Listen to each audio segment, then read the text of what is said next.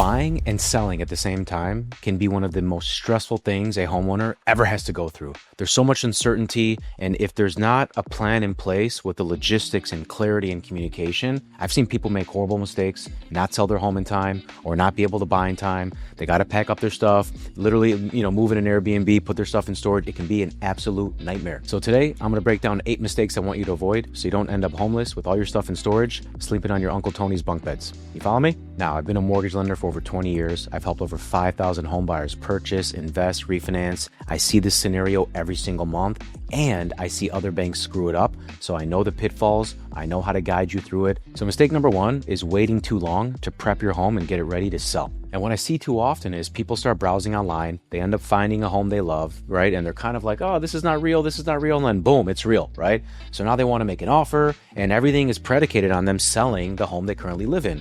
Well, that home's a mess. They've maybe been putting off some repairs or some cosmetic stuff, or it's super cluttered, right? And you just had the second kid and everything's scattered throughout the house. Like, there's no way a realtor can come in this weekend and take photos of your home and get it ready visually to list, because it needs to be appealing. It needs to be staged. It might need to be cleaned up or some cosmetic updates so that you can maximize the value, right? So thinking through this is important, because if you're looking, you should also be prepping. Every home needs some type of pre-sale prep. Again, touch-ups, paint, cleanup, cosmetic, little repairs. Like, that potential buyer is going to walk through your home and they're going to look under every rug and, look for the dust, and just make sure that they're not walking into something that either A, smells or is a turnoff, or B, there's a bunch of repairs and things that just kind of don't, feel right to them. So you got to have that home prepped. And here's the deal. Even if your home is picture perfect and 100% ready to sell, things don't always go as planned. So mistake number 2 is not having a backup plan. What happens if your buyer backs out? Would you have somewhere to go? Do you have another source to borrow money?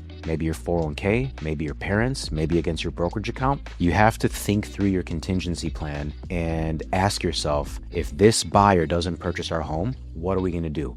Where are we going to get the money? Can we qualify for some type of bridge loan? Most banks don't offer bridge loans. Most banks don't allow you to carry 2 mortgages. Luckily, my company does, and we have a bunch of different strategies to solve for that, but most home buyers don't think through the what ifs. All right, now let's talk about one of the biggest budget mistakes I've seen, especially among seasoned homeowners that should know better. The mistake is buying too big and maxing out your budget. A lot of homeowners have these assumptions that they could sell at a higher price because their home was worth a little bit more in 2021 or worth a little bit more in 2022, and they haven't necessarily thought through what their true sale price would be, what the closing costs are on the sale. You got fees when you buy, you got fees when you sell, right? There's property taxes and certain things that get deducted from your equity. So a lot of homeowners look at their mortgage balance, they look at what they think their home is going to sell for, and they think all that money in the middle is theirs. I'm sorry, but that's usually not the case. You're probably not going to sell for as much as you think you will.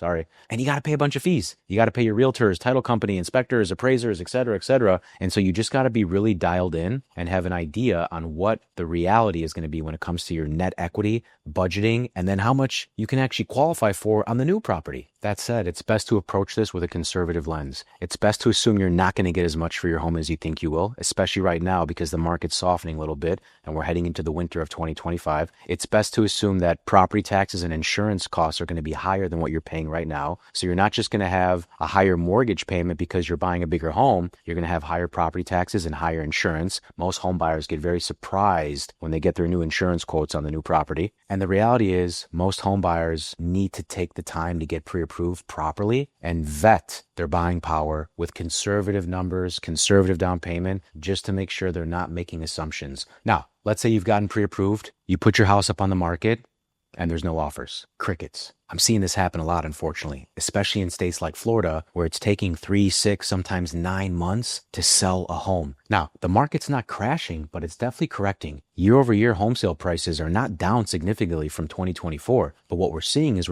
inventory sit longer, right? So people are putting these higher prices on their homes for sale, and buyers aren't budging, right? Buyers aren't biting. So what's happening is they're having to drop their price a little bit and kind of get more aligned with what buyers are willing to pay, which is fair market value. That's a good thing, right? But here's the deal.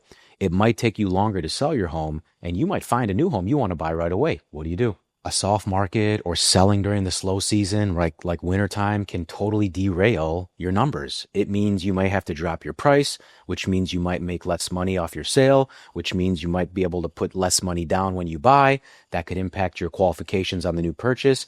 Everything has a domino effect, and we have to look and see the situation and anticipate the what ifs. I'll give you a quick example. I had a home seller listed for $1.5 million, and they were 100% sure because Zillow and Redfin told them they could get at least $1.5 million, and they needed all the equity from their sale to buy their new home, which was about $2.5 million.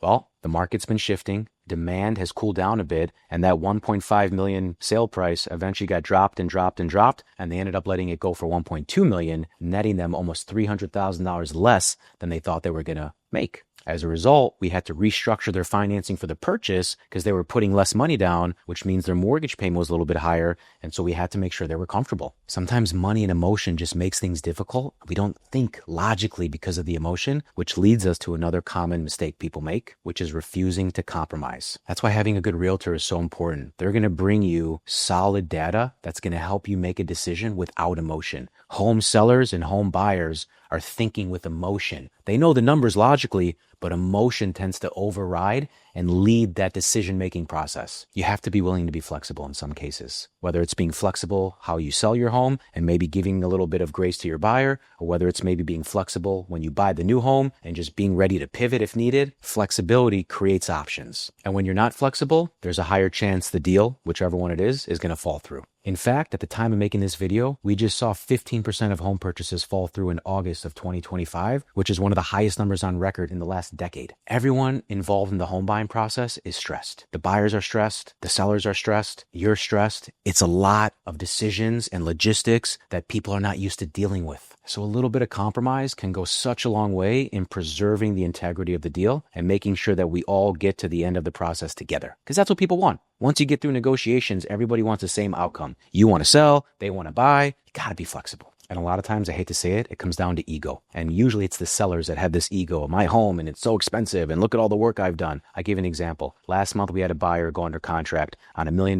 property in Chicago. The inspector came out, did the inspection. They found a leaky pipe, something that was on its last leg. And the buyer went back to the sellers and said, hey, we got the inspection report back. There's some plumbing issues in this pipe. We'd like you to fix it. It's probably going to be around $4 or $5 grand. And the seller just refused. They said, no, and my house and my roof and my this and everything's brand new and my HVAC and blah, blah, blah, blah, blah, blah, blah. Nobody cares. The buyer wanted the leaky pipe fixed. So when they moved into the home, the toilets worked, there was no leak and the plumbing was fixed. Seller didn't want to budge. Buyer said, adios, I'm out. Made an offer on a neighboring home. They close. That seller is still on the market because their ego was too big. Their pride in their home was too big for them to negotiate and compromise. They lost that buyer. And guess what? The longer that home sits, the more the seller is going to have to drop the price and make the mortgage payment every month, costing them thousands of dollars. Now, let's pivot away from the emotion and the stress and let's talk strategy. Who's in your corner helping you strategize as you juggle all these decisions? Another common mistake we sometimes see is where a home buyer uses one realtor to sell their home and a totally different realtor to help them buy a new home. Now, in some cases, you do need to use two different realtors, especially when you're in two different markets, but they got to communicate. There needs to be some fluidity in communication to make sure your team is looking out for your best interest because you don't know the blind spots that you're going to hit. You haven't done this before. So the people working with you and supporting you have to be in fluid communication. Now, let's say you've had great agents, great planning, great logistics, everything is rolling, right? There's one little wrinkle that you always want to remember and make sure it's smooth is the timing of your closing. Here's what I mean.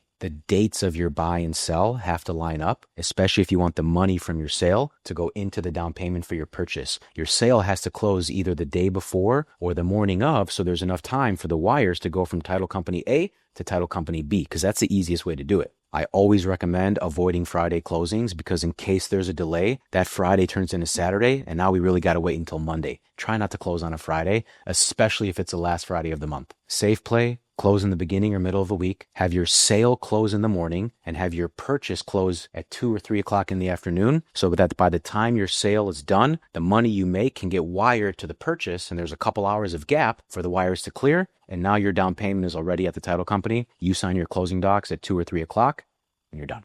Now, we didn't cover every single thing that could go wrong, but I packaged up some of the common mistakes, blind spots, potholes for you to avoid because we've been doing this for a long time. We've seen a lot of other lenders and banks not educate their clients. We've seen a lot of clients make assumptions. We've seen a lot of bad timing. We've seen a lot of deals fall through. Real estate's tough. It's tricky. So if you're considering buying and selling, if you're not sure where to start, if you have general questions, I'm happy to help you. Reach out to me and my team. My contact information is below. We can help you think it through. I hope this video was helpful. Subscribe, click the like button. If you have any questions, drop them in the comments below. I'll see you guys soon.